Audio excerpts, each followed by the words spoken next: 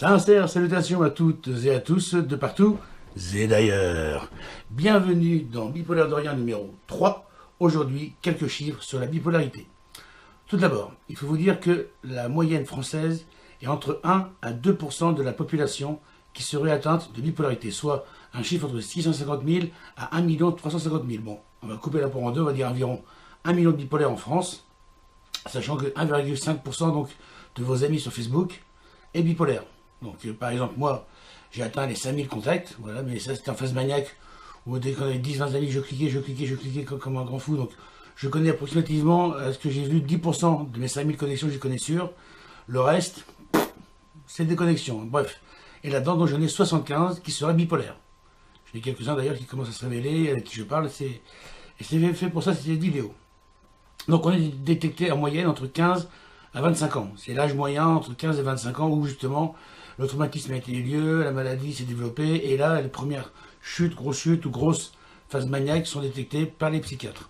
Alors, une fois qu'on est traité, bien sûr, traitement à vie, alors, moi je prends tout d'abord de l'aripiprazole 10 mg, voilà, de Mylan, le fameux Mylan.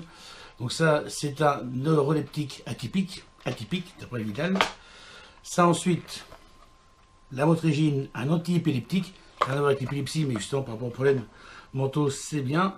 Ah, ça, c'est un anxiolytique, pour éviter les bouffées d'angoisse, compagnie qui fait que je monte en stress et je monte en pression. Ah, le voilà, le théralite, ça c'est le lithium, le thymorégulateur, la molécule du bonheur, celle qui vraiment pour les bipolaires est idéale. Et enfin, un autre neuroleptique atypique que là que je prends avant de dormir, le séroquel. Voilà à peu près ce que je me tape tous les jours, à raison de matin, midi, soir et coucher. L'OMS classe la bipolarité au 6e rang mondial des handicaps psychologiques. C'est énorme. Alors, le trouble psychiatrique, donc de la bipolarité, a le plus haut risque de suicide. Imaginez que ceux de type 1 sont de 10 à 15% suicidaires, ceux de type 2, voire 3, sont 15 à 20% suicidaires. C'est-à-dire, quasiment 1 bipolaire sur 5 atteint de bipolarité 2 ou 3 va se suicider. 1 sur 5, vous imaginez par rapport à la moyenne française, je crois que c'est, si je me rappelle bien, 60 fois au-dessus de la moyenne française, quoi. Alors bien sûr, la bipolarité est atteinte d'alcoolodépendance. Ça, c'est vraiment le gros problème qu'on voit souvent. 60% des bipolaires sont alcooliques, ou en tout cas ont un problème avec l'alcool. Parce que c'est vrai que par rapport aux soucis, dès qu'on n'est pas bien à l'alcool, se disant ça réveille, ça requinque, mais c'est des conneries.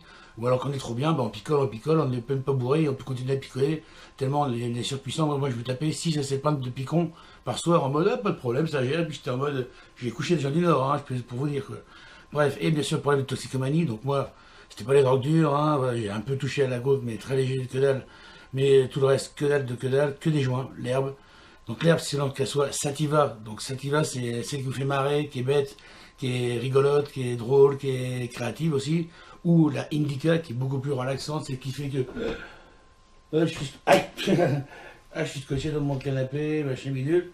Et la mix entre les deux, moi c'était mon problème, quoi. Alors problème d'addiction diverses comme la clope, le café, le sexe aussi. On peut dire même sexualique, c'est-à-dire qu'on est en phase maniaque, qu'on est en phase vraiment, on est en mode voilà, prédateur.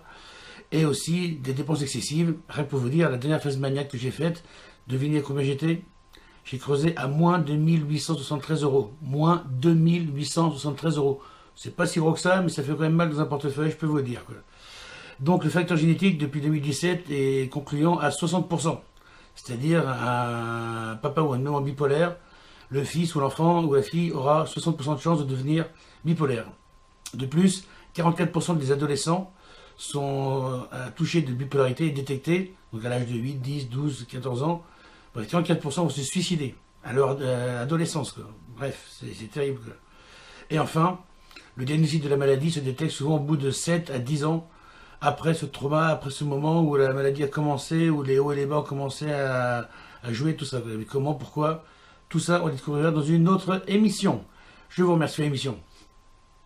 Petit délire vidéo du poitou du bout, si j'ai envie de dire. Allez, je vous fais des gros poutous et je vous dis à bientôt. À la semaine prochaine. Bye!